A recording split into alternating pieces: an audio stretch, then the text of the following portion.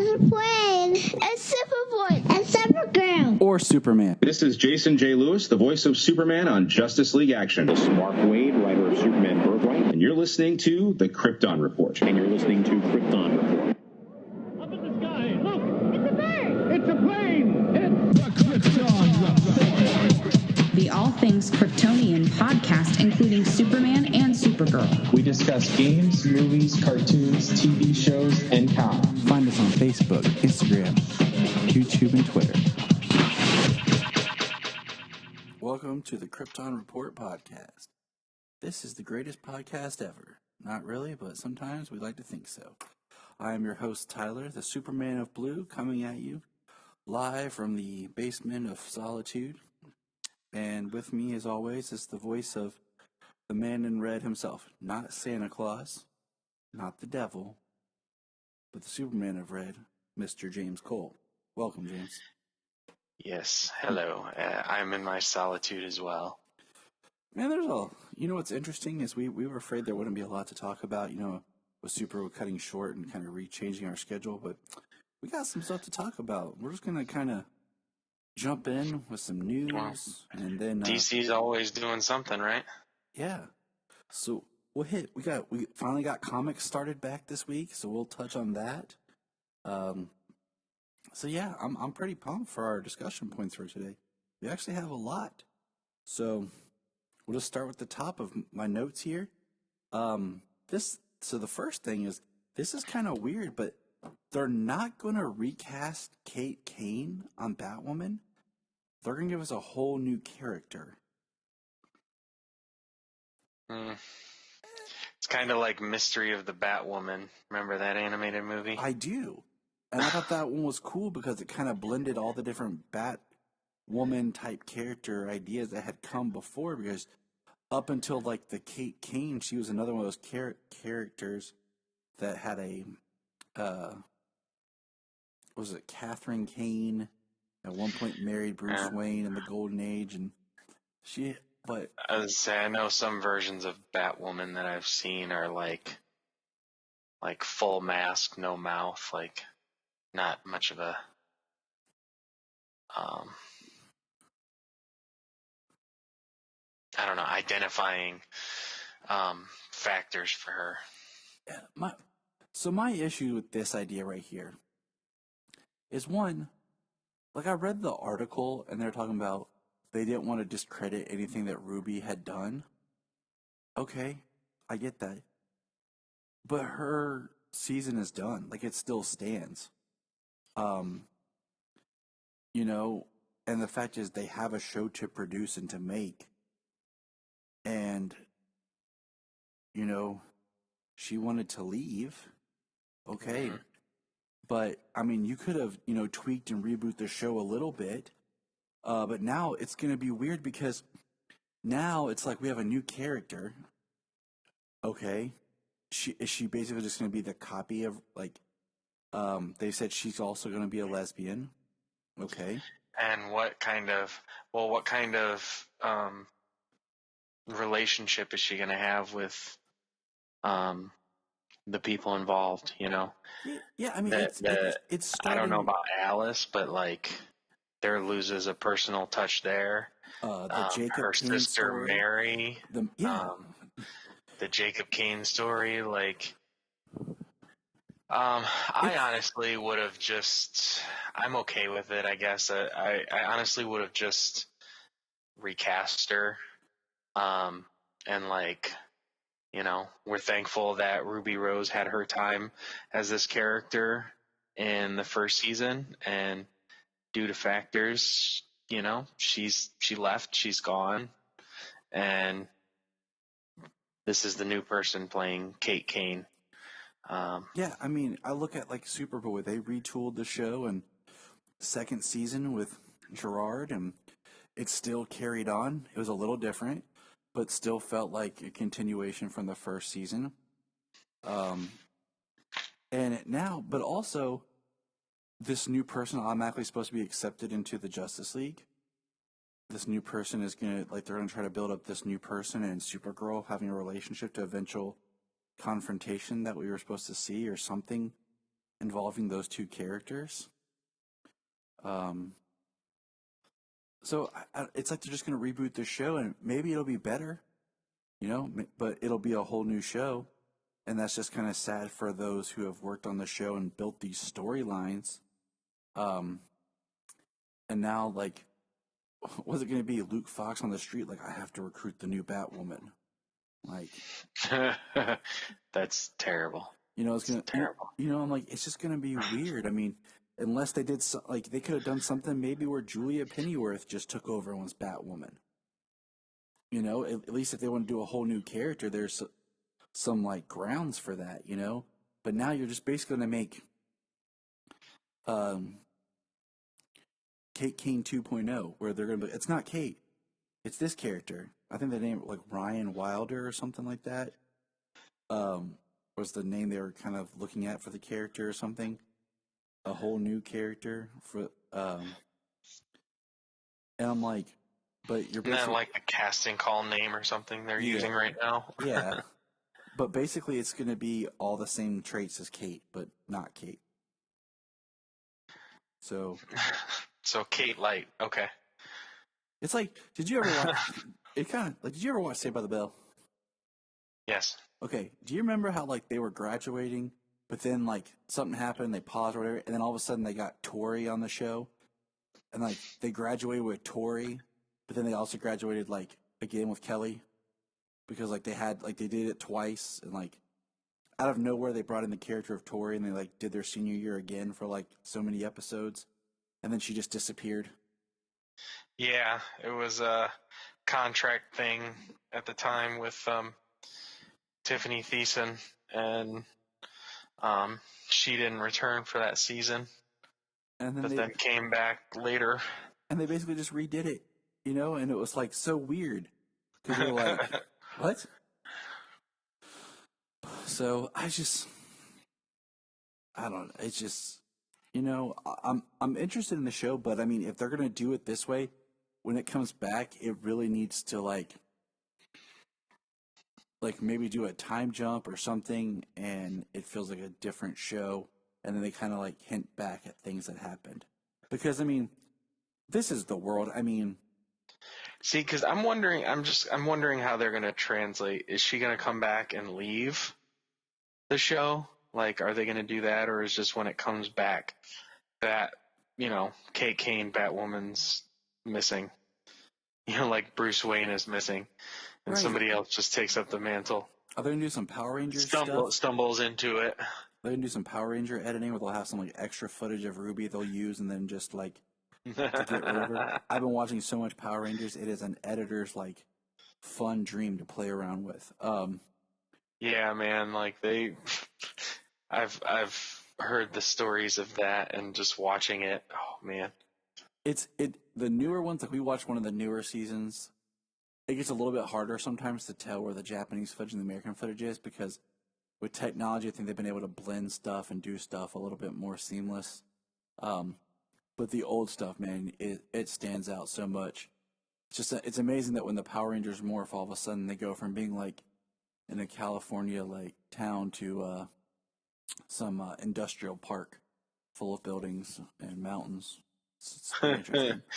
Yeah, they actually morph the world around them as they morph themselves. Nice. It's like a completely different region, almost. People have mentioned things change and we adapt. Like, as an audience, we get it. The Don Cheadle as Rhodes. As Ben Things pointed out, like, we just accepted Don Cheadle is now Jim Rhodes, and they built upon.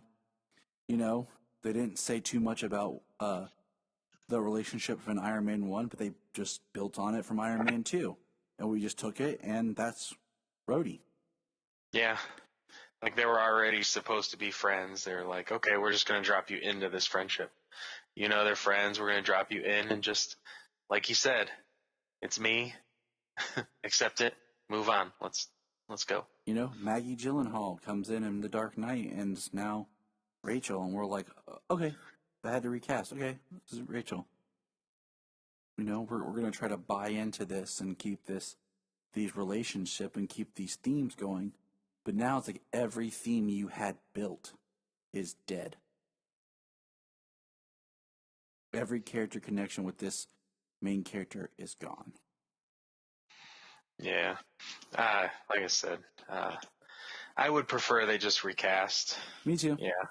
Just recast and just, keep it going. We're thankful for her. Yeah, we're thankful for her and her contribution this first season. We couldn't have even started this show without her.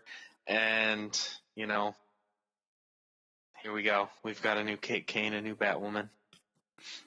And then this way we can continue those, like you said, stories and plot lines and character connections built up over this first season.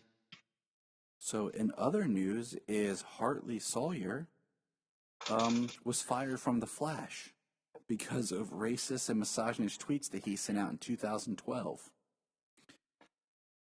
You know what? I say this. I don't know the guy. People say dumb stuff on social media trying to be funny. Like the James Gunn incident, was it Kevin Hart had some things that came up? The problem with, Twitter or whatever is that if you and I are talking and I make a joke, you can kind of feel out that I'm making a joke because you and I are talking. We have a pre-existing relationship. You kind of know me and how I talk. So if I'm saying something, but in a text format, somebody saying something without actually knowing the person and you don't know if they're joking comes off wrong. And text is a pretty messed up way to communicate because you can't you're trying to find context and tone from black and white, and it doesn't work. Because you read too much into it, and the other thing is too many people don't think of their social media and what it actually can do. Like, once you put something out there, like, it's out there. You can't take it back. Like, if people can find it or whatever,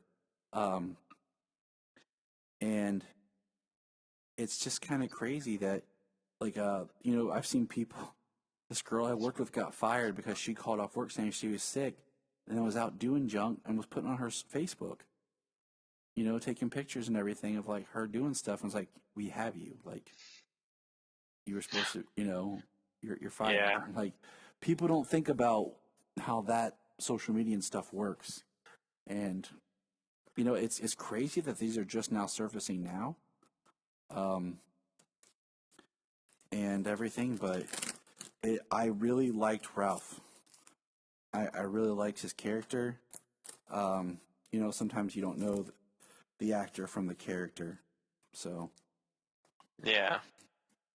Yeah, in the end, they are just playing a part, and I didn't get to the part of, like, if they had put anything of what he said. So I think you never know who a person really is, and yeah, I mean, sometimes you give people the benefit of the doubt, but I saw one of them, and I read it, and I'm like, I can see where you can interpret it as a joke on one of them, and I can see where you can interpret not. But not having those, the clues, the context, and the knowledge of the person, like, it's just better not to say anything. Even someone like, I said, like Kevin Hart, who's known for being a comedian, he had some trouble on past tweets and stuff that he had once sent and said. Yeah. People are going to, people as a whole are, they're going to kill comedy and put serious dents and tarnish on the entertainment industry, because everything has to be offensive. Yeah. In one way or another. And I don't know when the entire world, became offended by everything. But I always kind of find that when it comes to comedy and stuff like that, people need to. And I don't know what this is, but people need to definitely open themselves up, and nothing's off limits, because I mean, sure, there are poor taste jokes, but Yeah, and I because mean, when you start putting limits on things like comedy and stuff, like, and like I said, I don't know. everybody can get offended at some point or another. I don't know what he's like, all what he said and stuff, and so I mean, if he was, something like, I still think there's just some stuff you just don't joke about, and you don't put out Yeah. there. Like, you just keep it to yourself. Like, we live in a culture now where everybody wants to, express every thought they have. Like, everything is about, Yeah. what? The world should know this. So, well, I mean, look look what happened to him. And there's negativity that people like to spew too, and you wish that stuff wasn't out there on social media or coming out of people's mouths. So, I mean, such is life, unfortunately. So, anyways, we got that. I also want to give a quick shout out here, real quick. World's Finest True Believers podcast is now part of the Geek Nation. Ultimate Geek Alliance is what it is now. I apologize. Geek Ultimate Alliance. You can find them at GUAP Odd Network. I just did an episode with them on Superman Birthright. So I'm plugging them to plug myself. And everyone should know that. And check that out. It's a great. Now, back to James and I talking. So no more elongated man. So that means we'll probably start the next season with some sort of dialogue about Ralph having to leave, and that'll get rid of the Sue Dibney storyline, which is, or not, yeah, Sue Dibney. No, Sue. Crap, why did I just blank on what her maiden name was before she was Sue Dibney? Oh, Dearborn. Yeah, there you go. Right? Yes, that's it. Man. But yeah, so that's gonna be kind of weird. They're gonna have to use some dialogue about where Ralph is or whatever, or do something where another actor comes in for a little bit, plays Ralph like disguised or something, since they kind of like, he's a long game man, he can change his face, and we've seen him, because of the fact that her being framed for murder at the end of The Flash, spoilers for a show that ended and is on Netflix, their season, was a big part of that cliffhanger. So it's going to be kind of interesting when they pick that thread up. Yeah, well, it's gonna be different coming back this season with some changes apparently. What else do we got going on in quick news wise? So DC Daily on DC Universe was canceled. That was dropped today. Like, we just found this out shortly before we started recording. Yeah, right about 30 minutes ago. That's when we seen it. All we know is that the show is going to run till the end of next month, and that's it. Final broadcast on Friday, July 3rd. And it just kind of stinks because it's another thing that people are going to say in to reaffirm or affirm, however you want to look at it, that DC Universe is losing its power, and eventually it'll just become part of, what do you call it? HBO Max. And we've said that all along, like, that wouldn't be a horrible thing if they would just decide what they want to do with it. But, if they want to just make it part of HBO Max and do something with it, great. Just don't devalue the service, because, if you don't want to do DC Daily, go back to doing like DC All Access like you used to, where it was a weekly show that would drop on, like, I think it was Tuesdays on their YouTube or whatever. Sounds about right.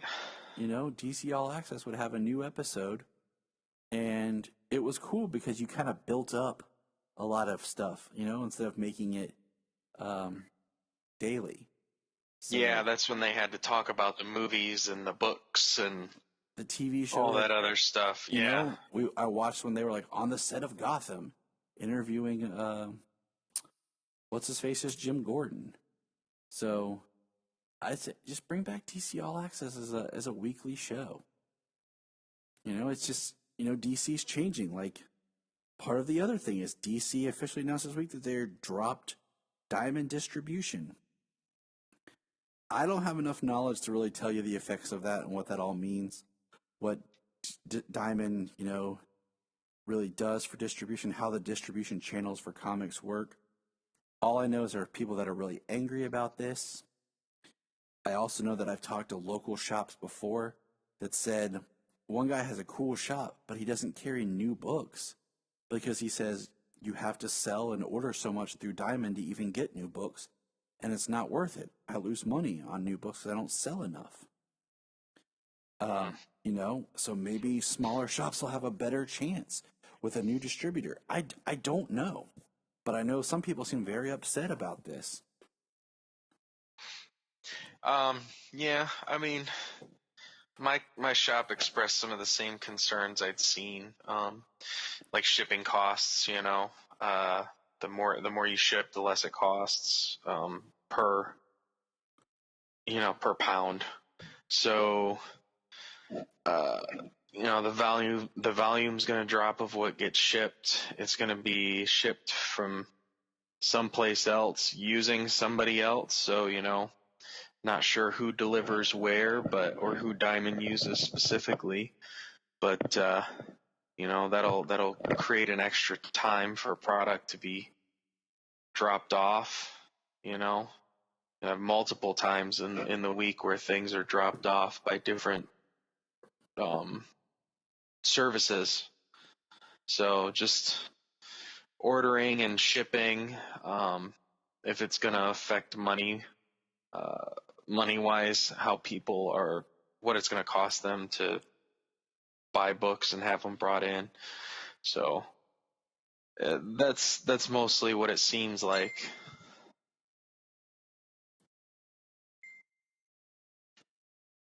So yeah, I At least for the majority of what I've just seen and heard. Yeah, I just don't. Like I said, I just don't know.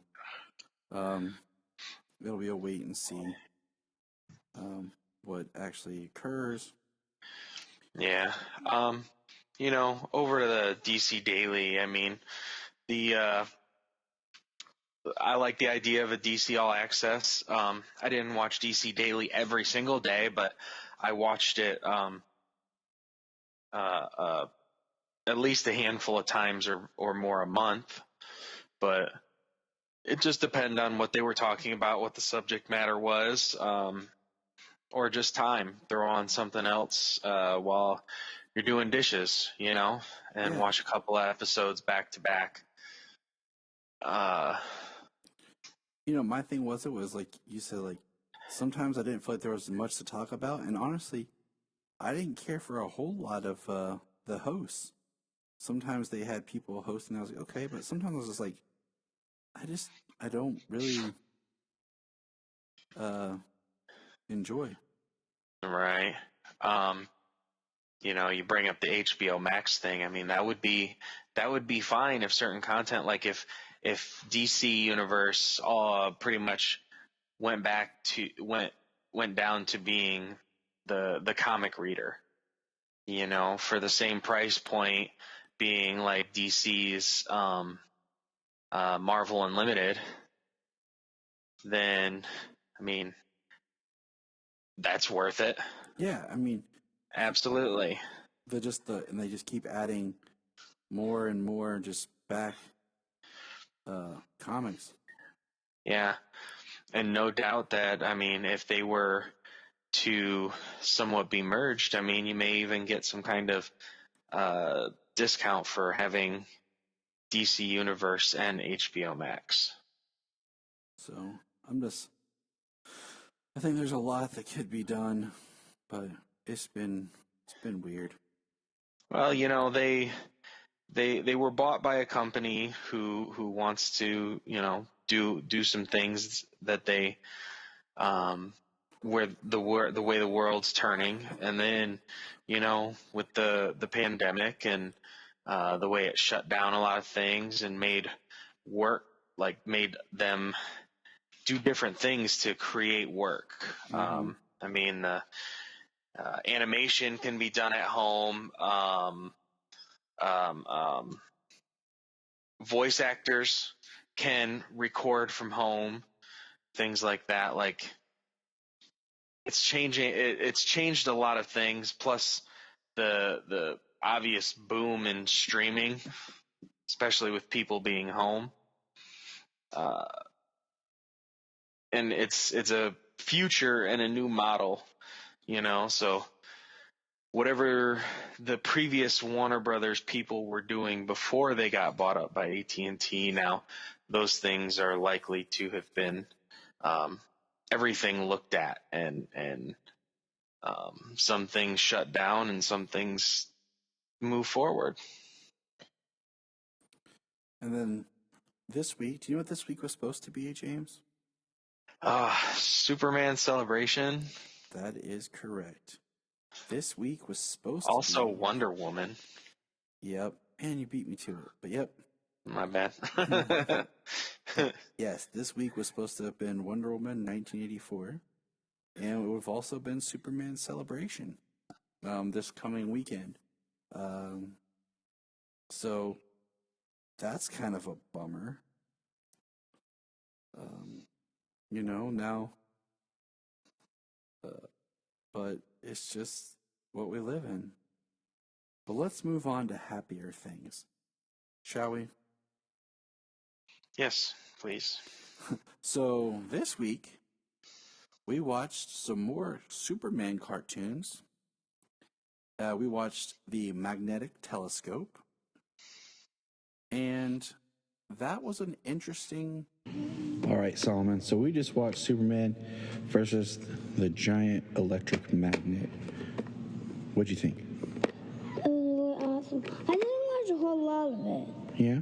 Why not? Because I was playing on my phone.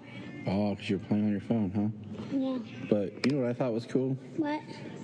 I thought it was cool that Superman changed in the back of a car instead of in like a phone booth or an alley or somewhere. My favorite part was Superman.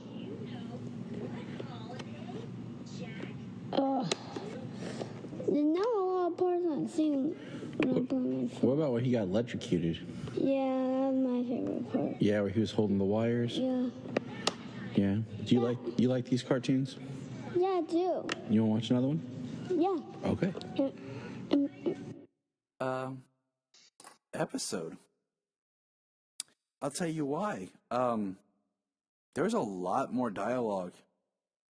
Not from the main characters, but a lot more dialogue in that episode or series or film, however they're credited as, than any of the other episodes.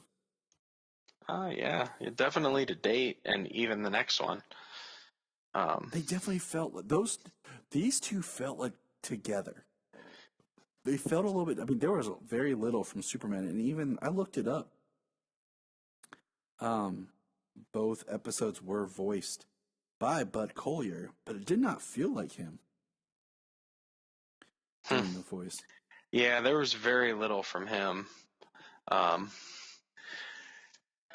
Which one was it? Yeah, it was actually, it was both of them, honestly. The way Lois gets caught and the way he goes off to become Superman and come save the day. Like, even in the one in the car, he doesn't even say, this one, the magnetic telescope, when he changes inside the back of the cab, the car, he doesn't even say, this looks like it's a job for Superman.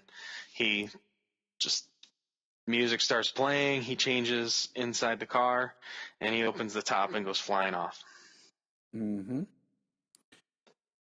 And it was interesting because, like, in the magnetic telescope, it was just Lois throws the switch in reverse. Yeah. But, Superman does the cool thing and yank out the big bar they stuck in to stop the turbine and uses his body to connect the circuit of all the wires. Yeah, see, that was actually my favorite part. Is when he's just sitting there holding. And I started thinking about, like, with this one, like, did he have his super hearing yet? Was that one of those powers that hadn't fully been developed yet in the stories? Because some of this I'm like, why isn't Superman here? What's going on? Well, especially with an asteroid coming at Earth, or a comet coming at the city. It looks a lot like Krypton. Right? It's very green. I mean, that could be kind of cool. Like, it was actually Krypton. We get Perry White in this, though he's never called Perry White. He calls himself city editor, and Lois refers to him as chief. Yep. And I mean, that's how Clark learns what's going on. And the coloring of this looks a little different. Now, I know we're not there yet, but I think after number 9, the studio changed. It wasn't Max Fleischer Studios anymore that did some. It was Famous Studios, I believe. I'll have to double check, but because this one just feels a little bit different. Just in some That being the case, we get there pretty soon. Yeah, I'll have to double check because I have it in my notes. But this one was cool. I liked that it was different. I liked that he was fighting an asteroid. It's always kind of fun, and I always like seeing Lois do stuff. Yeah, and you know what? This starts the trend of Superman getting knocked out of the sky by a meteor. Every time he flies at a meteor in space, it always sends him hurtling back to Earth. Sometimes he gets amnesia. My favorite part, though, is oh, Superman, you are wonderful, and gets a kiss from Lois. It's in the dark, but it's Clark. And he doesn't have his hat on. Yeah. The silhouette's identical, but nope, it's Clark. That's because she can't see the silhouette. We can. Right. But yeah, the changing in the back of the car, the first time I was watching it, I didn't quite see that the driver ran out. Yeah. And I was like, yep. And I was like, wait, what? And then, I checked it again, and I was like, oh, okay. He took off on foot. I'm like, all right, that helps me out a whole lot. But yeah, I enjoyed this one. All right, so we'll jump ahead to the next one, and it was called the Electric Earthquake. And I will say this one's kind of interesting because it, like, an underground location, and you have a scientist who is what we perceive to be Native American, who that was my goes to the Daily Planet and demands that they help print a story for his people to get their land back. And then the Daily Planet's like, nope. And so he decides to blow up. Okay. So we just watched Superman and what? So we just watched Superman saves the island. Yeah, it was Superman. Okay, he was saving the island of Manhattan. And from the electric earthquake. And what was your favorite part about it? My favorite part about it? Yeah. Well, I don't have a favorite. you don't have a favorite, Sayla? I do. What was your favorite part, Mommy?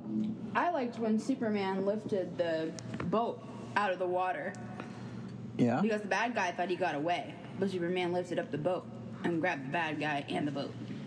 My favorite part was when Superman, the water comes into the evil scientist lab Yeah? and destroys everything in the lab. Okay, that's my favorite part. What was your favorite part? You know,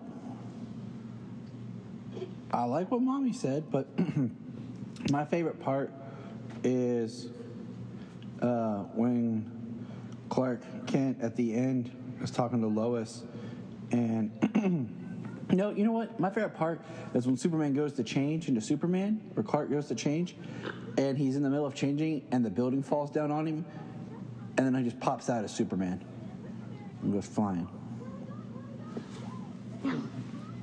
I think it's cool that Superman's in Metropolis, but somehow it's Manhattan Island. I think that's kind of an interesting conundrum. As he works, That is interesting. he works for a major metropolitan newspaper. So, do you like it? Yeah. So what's your favorite part?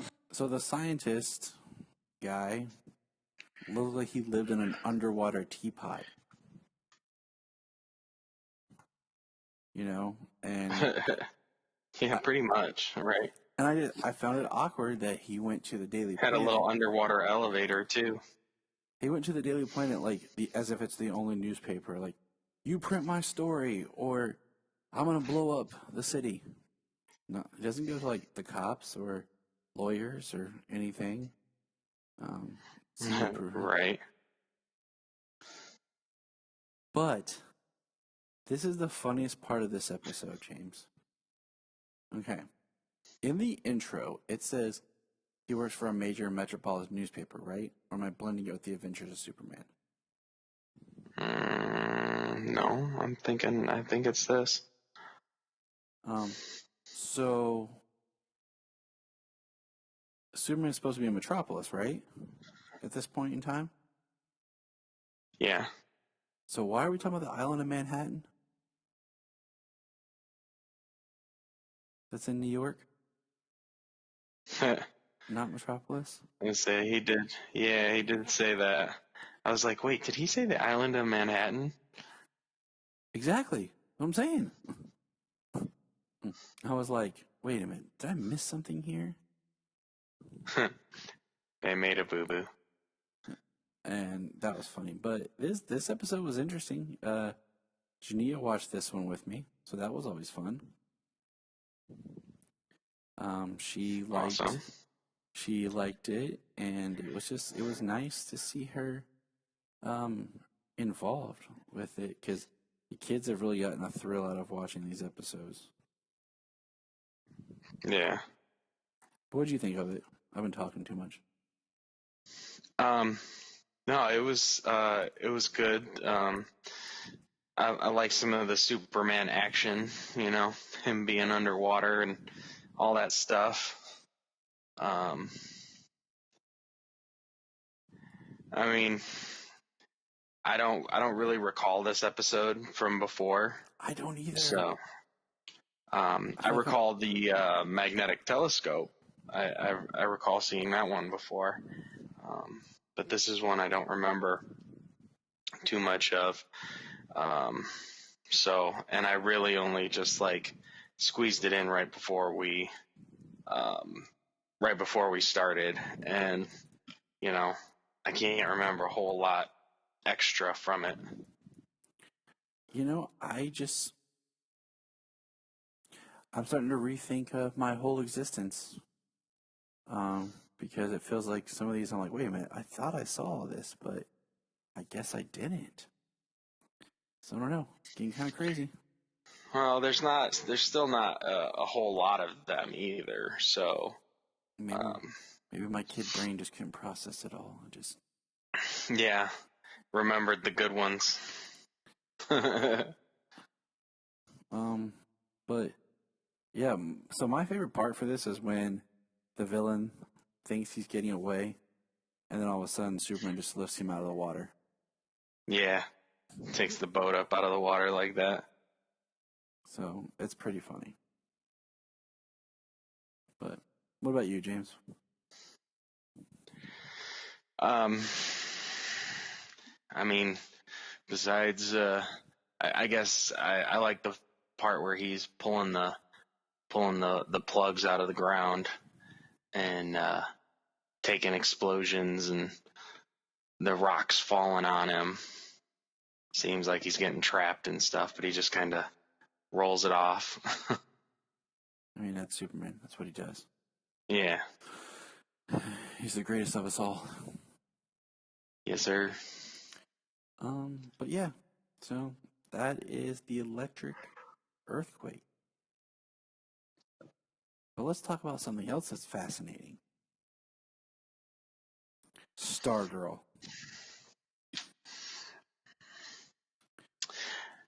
How have you been enjoying StarGirl? So every episode I've watched at least twice. I didn't, except for episode 3.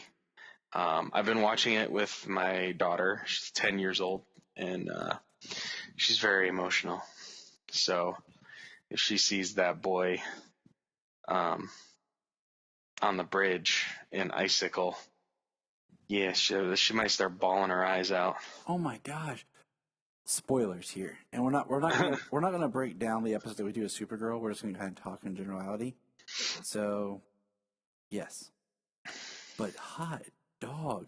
They did say, like, I read that this will be like Icicle episode 3 was like the darkest. But man, the fact that they kill that kid, and Yeah. there's a line in episode 4 where Courtney says to Pat, like, he didn't get a chance to even be my friend, like, because he was killed. And I'm just like, oh my gosh, man, like, Icicle killed the dude's son and then kills him. Well, you know what's messed up? A lot of stuff. Well, did you catch at the end of this this next episode that The mom didn't make it out either. spoilers? Yeah, that was the mom's vehicle. Yeah. And the mom's cat. Yeah, I totally just like I didn't know it was the mom's cat at first. I was kind of thinking like something else, but I'm sitting there and Pat's looking and I'm like, whoa, wait a minute. And then I just went, oh, and Janio watched this whole episode with us. And yeah, that something. So yeah, talk about cold, man. That's really messed up. They took out the entire family.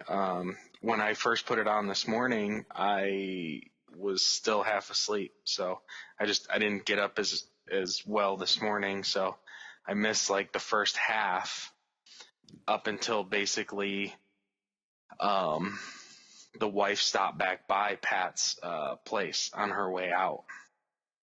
So I only vaguely had the memory of that when I saw the cat and the vehicle later on. I was like, that looks familiar, but I don't know what. And then I watched it again this evening, and I was like, oh, that's why. And I heard the cat in her car when she came to Pat that second time, but on her way out. It's like, oh, there it is. Like, oh man. Oh, so we got so back to the Icicle. You know, we see that Icicle, he, man, his wife died and that sent him down a spiral. He's Jordan. He's kind of the leader. It's probably, I mean, I'm sure he was already a bad guy. Oh, yeah. And looks like he's gonna kind of have a thing for Courtney's mom. Yeah. And that's gonna be interesting. We see that he's been gone doing his thing, but he's a very well done villain. Very interesting character.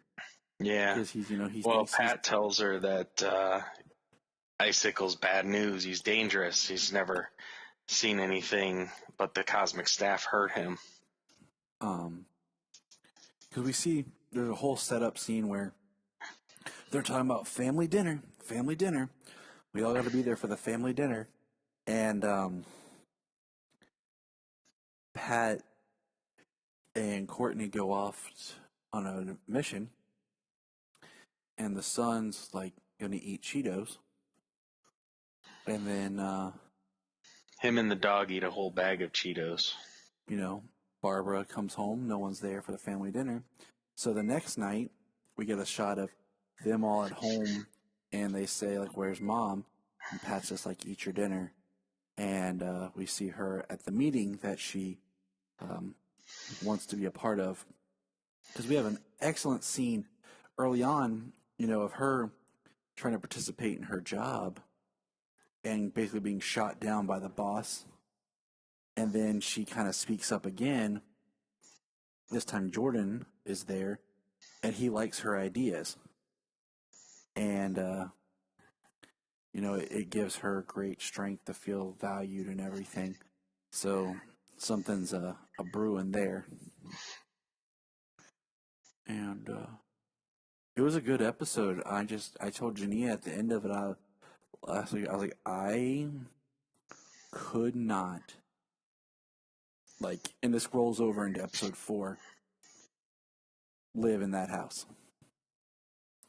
If my husband and, in my case, my wife and my kids died in that short a period of time, I'm gone. There's no way I can live in that house. I couldn't function. I couldn't at all. So, and that's, of course, what she tries to do in episode 4. And then we see that someone or something doesn't allow her to leave.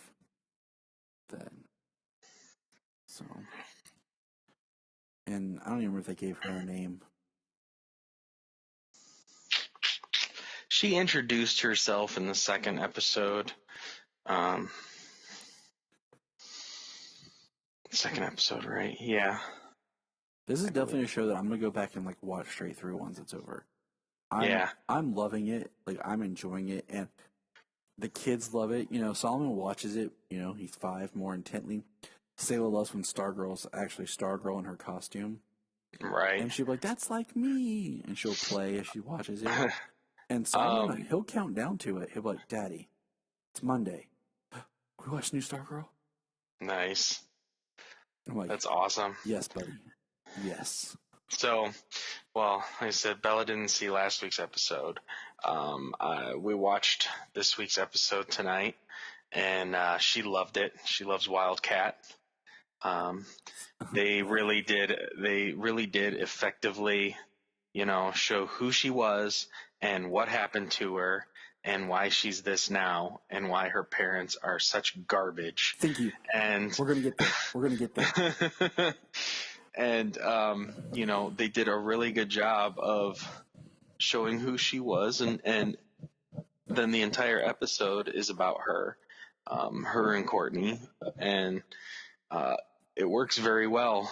And it's kind of cool, that Wildcat has a, one-size-fits-all vibranium suit. I did think that. I was like, so Wildcat's a little Black Panther-y. The suit reminded me of the scene in Spider-Man Homecoming when he puts it on and he presses a spider and it vacuum seals it to him. Ah, right. I was like, okay, all right. But it's cool, and the adamantium claws, it's cool, whatever. Yeah. Because I was like, Promethean. Yeah. Promethean claws. We're in DC. I know. We don't have adamantium or vibranium. But I'm sitting there watching. I was like, Wildcat was just a dude in a cat suit who was a boxer. I'm just like, right. So the cat powers that come from the suit. Yeah. I'm like, all right, I'm just gonna go with it. Whatever. Yeah, I thought the same thing, but I was like, you know what? It's Earth I'm 2. gonna. Wildcat on Earth 1 just disappeared. Yeah, he was a boxer, he was a fighter, and then He just yep, literally disappeared. he got caught up in human trafficking and he disappeared. They forgot to give him a closure on Arrow. He just literally disappeared. Yeah, poof, be gone. So we're going to talk about the beginning of episode 4. We're not going to be descriptive, but it is, more adult content. And James and I are both fathers of daughters. And basically, we find out that Yolanda is a very upstanding student, girl, person. She has a boyfriend, Henry, Brainwave's son. And he's texting her saying, send him a picture. So she decides that she's going to take a picture for her boyfriend and send it to him. And then somehow, it's not exactly clear, that photo gets to her Mean Girls school That rival, girl Cindy or whatever. piece of garbage. And and the popular girl, the mean girl, popular girl, yeah. And James, please tell me how there's these special servers that we see in movies and shows where someone will share something and everyone's phone gets it at the same time. Right. You have to tell me that they all have notifications on in school and they're all like following her on Instagram or Twitter or Facebook. They all got an alert at the same time. Yeah. There's some like special server, magical server. Yeah, with a little swipe on your phone and you can send whatever you want to everybody. Because my thing was when she swiped at that, I thought she was like going to cast it onto the screen or something. Yeah. So this photo gets out, and all of a sudden, people are laughing. She's embarrassed, Yolanda, and she runs off stage during the election where she was running against the other girl. Yeah. And then we cut 3 months later, which is now modern time, and basically, her parents treat her like garbage. They tell her she's a disgrace. Everybody puts her down. She's lost her confidence in herself. And her boyfriend, Henry, is with the other girl. So it makes me wonder if it was all just a setup or something from the beginning.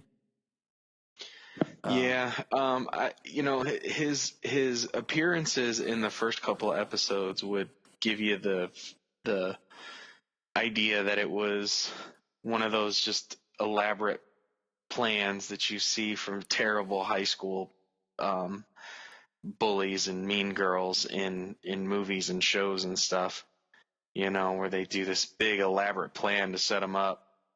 But in the opening of this episode, he was not happy that that picture got out like that. And when they accidentally bumped into each other in the hall, and all she said was sorry, and the mean girl was just straight up, just being a total Bia. And he didn't seem all too thrilled, her asking, what'd she say, and, blowing her off the way he did. Like, it kind of seems like a different side of him in this episode. Yeah. All I'm going to say is he's a piece of trash. That's the way they've played it. So, I mean, you can't I'm not going to go. I'm not going to go against it. I'm not going to try and convince you otherwise. I'm just, thinking that maybe it wasn't all on him, but he's still playing. Maybe he's got to play up this part, but he's a walking piece of trash. Yes. Yes. I will go with that I will go with you on that. The fact that he's dating the other girl. It's not. That tells me he's garbage. Yeah. Well, the way it seems, and the way it's the next generation of these heroes and villains and stuff, the way it seems wouldn't even surprise me if he wasn't being blackmailed or something. Yeah, we're gonna see how it plays out. But dude, first of all, I'm gonna get serious here. If that was my daughter, if my daughter was Yolanda, okay, and that happened to her, one, I'm not gonna be mad at my daughter. We'll have a talk, but I can understand why she would do something like that. Okay, I was young once. Okay, I understand how kids act. Okay, we will talk, but you best believe, one, I'm gonna be all over whoever sent that photo out. I'm gonna be like, okay, I'm gonna be after that dude, see what his part was, and then find out who is the one who shared it with everyone. Two, I'm pulling my daughter out of that school because I'm not gonna let her live in that shame and with that constantly. And three, the scene where she apologizes to her family and stands up, and her dad just says, "Go to your room." I'm sorry, like I would not be that parent at all. I sent you guys a message saying, non-spoiler, but for explicitive word, Yolanda's parents. Yeah. Okay? Like expletive. Like, I'm not repeating myself here, but I'm just saying, like, straight up. Yeah, she's standing up and she's apologizing to everybody. Her grandma is sitting there kind of like happy she's standing up for herself and apologizing. Like, her grandmother doesn't seem as disgusted. Her brother is standing up for her. And then, man, her parents, yeah, they're just garbage. Like, the mother's like, you disgraced your family. You disgraced yourself. Like really? And this is 3 months later. This is like yeah. 3 days later. This is 3 months. They've put her daughter and made her feel like her whole life is over and she is not defined. Like, this ain't the Scarlet Letter. Okay? Yeah. This is 2020. And we have a whole culture about kids doing junk like that. Okay? And yeah, at this point, it's, with the way that is and the way that people are and the way that digital footprint, is out there when it happens. I mean, now's the time to open up, expand, teach kids that it's a body. Everybody has a body. You know what I mean? Be proud of your body, and other people's bodies shouldn't make you feel uncomfortable or ashamed. And first of all, so shaming somebody else for their body in this manner, like, I don't know why they would, like, how many levels of human trash do we have to work on? Yeah, like, I'm not gonna go like a whole speech about the whole thing, but I'm just saying, like, her parents are horrible. Second of all, I made the joke to Jania. I was like, that's why you don't put your head on it. Right? Always hide your face. I had a friend that she said, like, anytime she had a boyfriend who'd want, like, anything kind of sexy or whatever, she was like, I never put my face. Right. I'm like, okay, cool. Like, good. All right, good for you. Like, understandable. Have you? I'm sorry. Have you ever seen Blue Mountain State? The show Blue Mountain State? No, I haven't. Oh my God! It is a comedy football show. It's the Stephen one Amell is in it, and so is Alan Richardson. Yep. And oh my God, there's the main character of the show, his best friend, and his name is Sammy. He actually plays Punchy on How I Met Your Mother. Oh. But it's the same dude. He plays his buddy Sammy, and oh my God, like Sammy. Everybody needs a friend like Sammy. Like, he's down for whatever. He's got your back for whatever, and he'll defend your honor. And there's a pick episode. I'm really looking forward to the next one, because she's supposed to be recruiting more of her new JSA. And I tell you one thing, I feel like we're missing from the show, though, is I'd like to see some scenes of just Pat and Barbara. Like, let's get a good feeling on their relationship.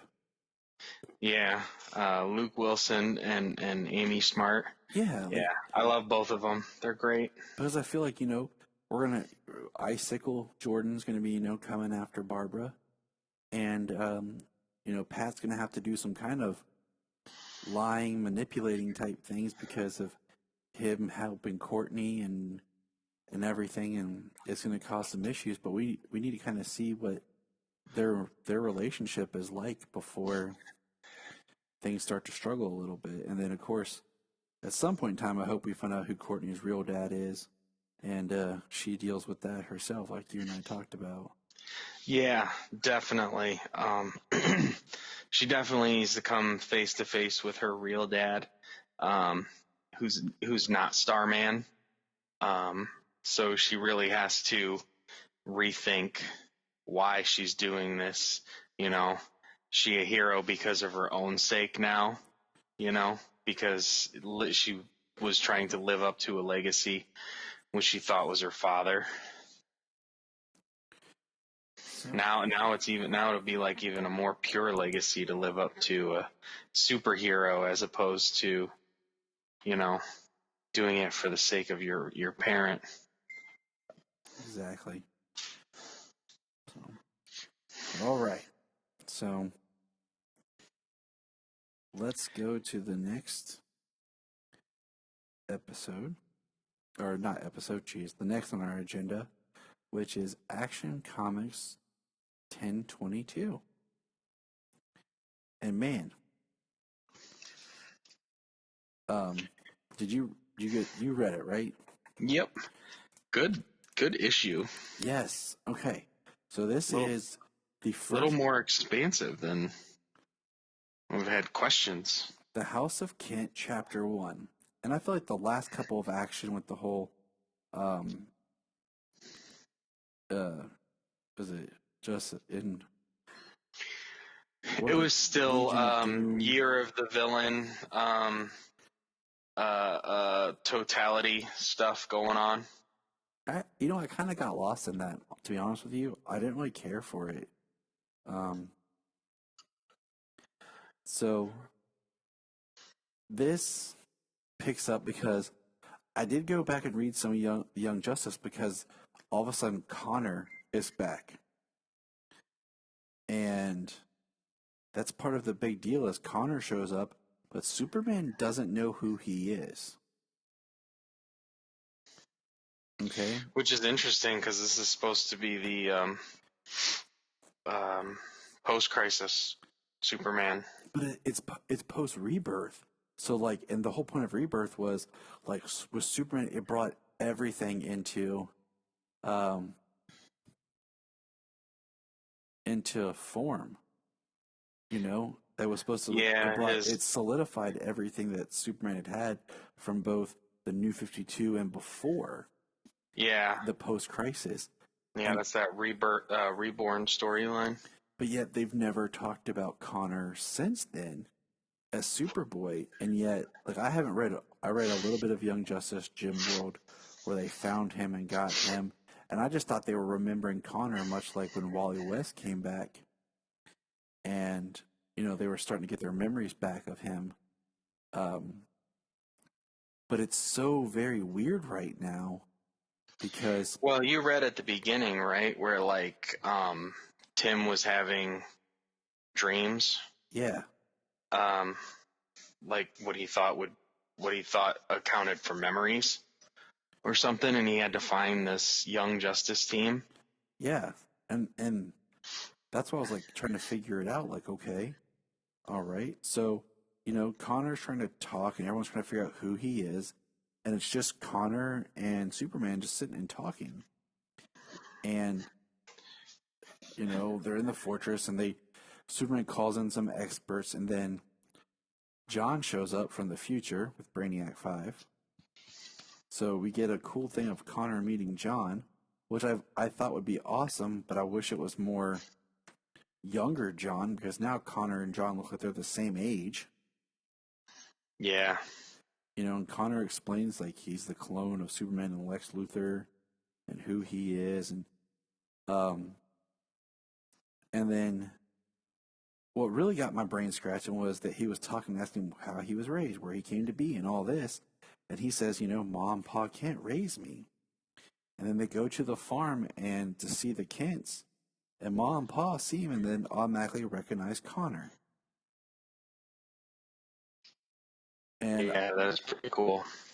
And I had to think, Ma and Pa, okay, did not come back until Doomsday Clock. Yep. Because they didn't come back in Rebirth.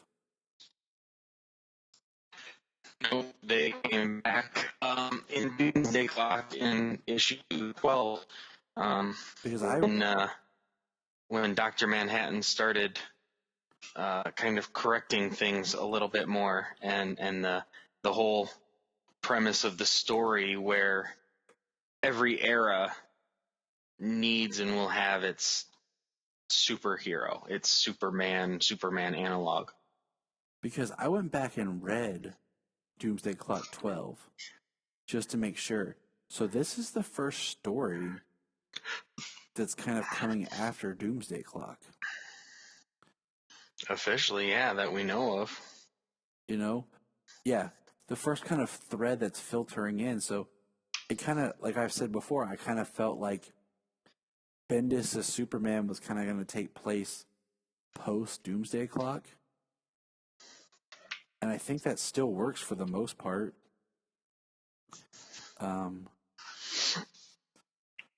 Except for however Doomsday Clock would line up with the Year of the Villain and but if it's after the totality storyline. But all that would be after Doomsday Clock.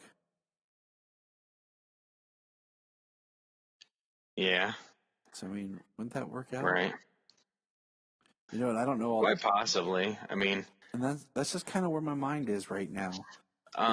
Because it occurred somehow before this for Connor to be here and because Mom and Pa are here. And this is the first story that in the Superman books that Mom and Pa have shown back up.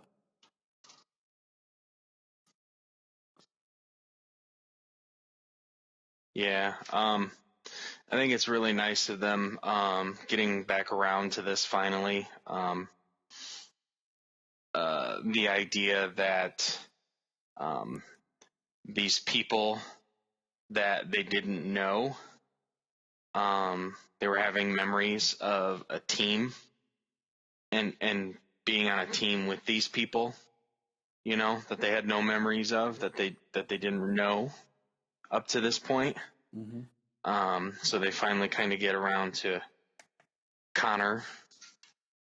That's a thread that started in the first issue of Young Justice, and you know, now 15, 16 issues later, haven't hardly addressed that at all.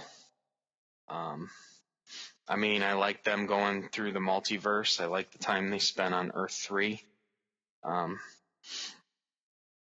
Even though I've actually I was looking back, I got to go back and do some looking at Darkseid War, because the Crime Syndicate is back in that, when a lot of them died, or almost all of them died in Forever Evil. So, but I know that they're back. And so, however that lines up with the Earth 3 that they ran into there. But it's actually pretty cool to see Connor is from another world that seems to have, or somehow, has merged with their world, and some of the memories have carried over, others haven't. Some people carry these memories, which is interesting. It's kind of what it seems like in Rebirth, since the very beginning, like with Wally, you know, who where the Flash was his lightning rod, and brought him back. Like certain people carry these memories from before Flashpoint and stuff like that, and it's not until specific interactions do these memories actually emerge. I mean, that's kind of a cool way to rebuild your legacy from having 80 years worth of comics, you know? Yep. Instead of creating just a flat out new timeline, which they started with the New 52, and they built up a world, and then they started to do Rebirth and Doomsday Clock, and I think that's a pretty cool concept, and it can really you can really actually expand that quite far to keep pulling continuity forward, you know? Mm-hmm. Because my thing in is, my opinion, the New 52 Superboy, like, was like really a weird kind of idea and story. It gets confusing, and I don't even remember it all. Well, so I haven't read all of Superboy. I just think of from the issues that I read. Didn't he like get stranded on Krypton when it died? So didn't like Superboy from the New 52 kind of like get written out of existence? I think so. Something like that. And then they're talking about he brings up in this issue. I mean, it seemed that way to me anyways, like he was what was it?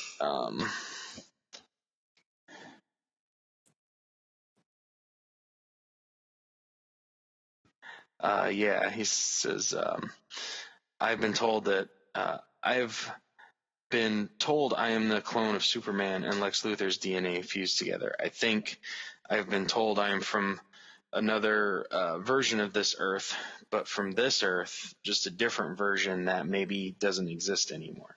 So either an Earth that doesn't exist anymore or another version of Superboy that doesn't exist anymore. That's almost the way I took that. Yeah, because the New 52 was like a different Just thinking about style. From the New 52 version. He was like, I have to refresh, but yeah, he was a little bit of a different style. And then this Connor looks more in line with the right after the death of Superman Superboy. Not even the black shirt with the red S. Connor Superboy. Right. But yeah, I like this story. I'm really interested in which that same one turned into. Right. You know, after living and spending time on the farm. I'm just wanting Connor Superboy to get his own moniker. Like, he needs his own code name. Since we're all about giving everybody their own names, like, he needs to be Superman's Nightwing. He's super guy. Yeah, super dude. Kind of like, I don't know why they didn't name Wally West like Red Flash or something when he came back, instead of just being like, he's the Flash, and then there's the Flash, and then there's Kid Flash. Like, it was kind of, a little confusing. Like, they should just call him like Red Flash or something, Right. Had, like, when became Red Arrow. The Red Blur. The Red Blur. So yeah, I'm waiting for Connor to get his own name. I mean, we did just give Tim Drake his own as Drake. So it would be, I think, Superboy Connor deserves it since we have John as Superboy. So that's one of those ideas, it's so close that they'll never think of it. I actually tweeted at Bendis that, and he liked my tweet. So. Oh yeah, that's cool. Good on me, Right. But that's pretty much going to wrap up this week's episode. I think we got news and one more quick point. I got a message from a friend of mine, and I have to hunt this down. But he was saying that news is coming out that Matt Reeves is planning a trilogy for his movies, and looks at introducing a new Joker either at the end of his film or the second film. And I'm just like, okay, so now you're just going to follow the Nolan template? Right. Um, Like, is that what's just being told now? Are We you need another Nolan movie. Is the Batman is going to be like Nolan 2.0? You know what we didn't touch on really quickly in here was the Invisible Mafia storyline. Yeah, I'm not too concerned about it right now. Oh wait, I'm more interested in just Connor and his Yeah. the whole story. So where he came from right now, because right. that to me right now is really interesting. Yeah, that's definitely the most interesting part of this story. But since the Invisible Mafia went back to the beginning of this action run, I mean, the Red Cloud is still there, and at the very end, seems like she's gonna attack or something, Lois and Jimmy. And then Leon says something, "I'm done looking for the perfect Earth. If this isn't it, it's not to be found. This is it." So, is she traveling to parallel Earths, or because they're not trying to make the Earth a better place? Right. That's I'm intrigued. Don't get me wrong, but so, right? Is it just more still to come? So that's basically the two things. Red Cloud. She seems to be attacking Jimmy and Lois almost at the end. They're given a tip to go there. It's a setup, and then that line from Leon, because since the beginning, we've seen Leon. She has that car from Action Comics 1, the car that smashed up. So just, is this the same Superman with the same car? Like we got that in Doomsday Clock, right? Mm-hmm. But where'd she get the car? Like it had to have been a different place at a different time or something. Well, I mean, in Doomsday Clock, it all became connected. So, like it exists different times. So,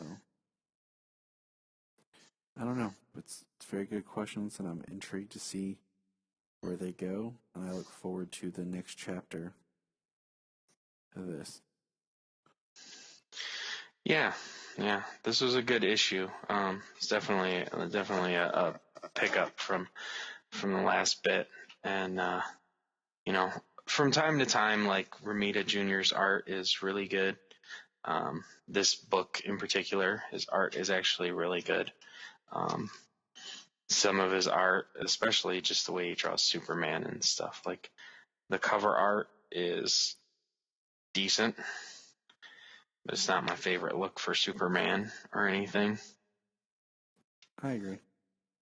But inside the book, it looks really good. Like, I think the book here looks better than freaking anything he did, pretty much, for the most part anyway. It's not everything, but for the most part, what he did in Superman Earth 1.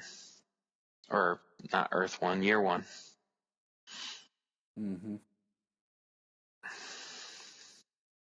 So, but this is chapter 1, so got a few more to go. Let's see how it goes. Bendis! Look up in the sky. Look up in the sky. Look in the